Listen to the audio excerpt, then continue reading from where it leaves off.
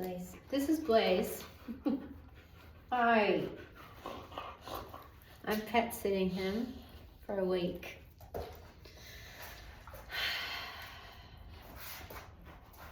It's 9 o'clock at night and I got a message to make a video. I don't know why God put it on my heart to make videos, to help the world, to share what I've learned, how I've healed in so many ways from so many things. I'm standing up because Blaze will be all over me if I sit down. And I wanted you to see the beautiful tree that I get to be with this week in this beautiful home I get to stay in. The privilege to be trusted in this beautiful home with her beautiful dog and take care of the things she loves the most. That's a huge honor to me and a privilege because of my sobriety. 19 years ago, I lost custody of my son. I lost everything. I lost my home. My truck was repossessed, had a CPS case. I was suicidal, 40 pounds overweight, just struggling very hard to live and survive. And 19 years later, I'm going through a huge trial right now, which is why I have been off of YouTube for a little over a month. And I realized that I was in sort of a pity pot. I got thrown off. I got sideswiped. I came out of character a couple months ago. It was 2 months ago. Yes, 2 months ago. And I am in a lot of fear. I'm nervous. However, not so much now because I know who I am and I have such an awesome support group and I know why it happened. Even though I stopped drinking, I have to continually be accountable to my thinking. And my thinking had gotten very, very, very, very distorted. Living in my home, I was doing the best I could, but I was being really lazy too with my thoughts and my energy. I wasn't being honest with myself, with others. I was acting out and I was overworking with my online business. Blaze, no, he's scratching the couch.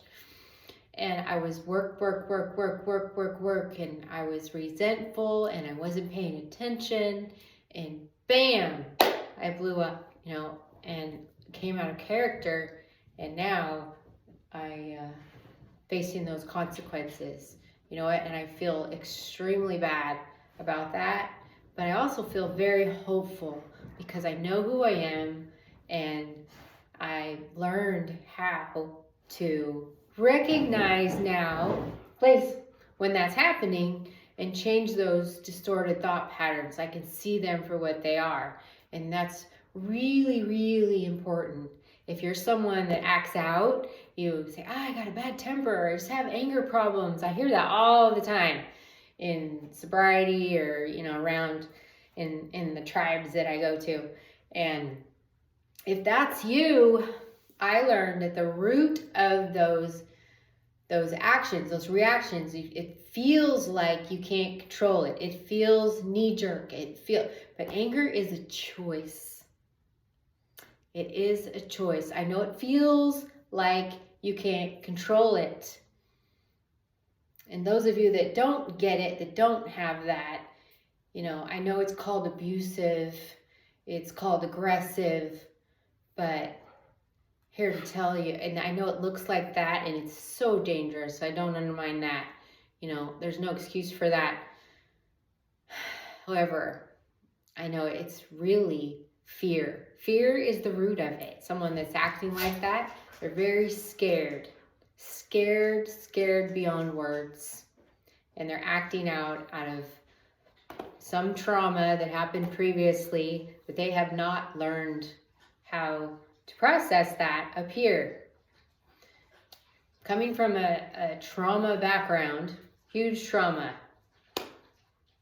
You cannot just say, okay, I'm going to change that. Like, check myself, tell yourself, don't do that. It doesn't work. We have to trace the thoughts that it's stemming from. An event happens, we get a distorted thought. We got to recognize that negative thought and change it to a positive one. And there's a myriad of cognitive distortions, they call it, like overgeneralizing, personalizing, catastrophizing, what else? Fortune telling, making up stories in our head. There's all kinds of cognitive distortions that if you're somebody that acts out, you need to be aware of these because it hurts people. It hurts people really bad.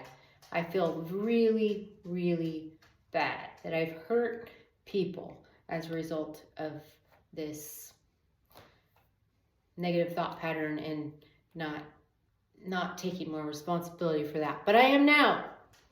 And I'm grateful to be on the path of recovery. And no matter what happens, you know, I know that I'm a good person that made a super, super bad mistake.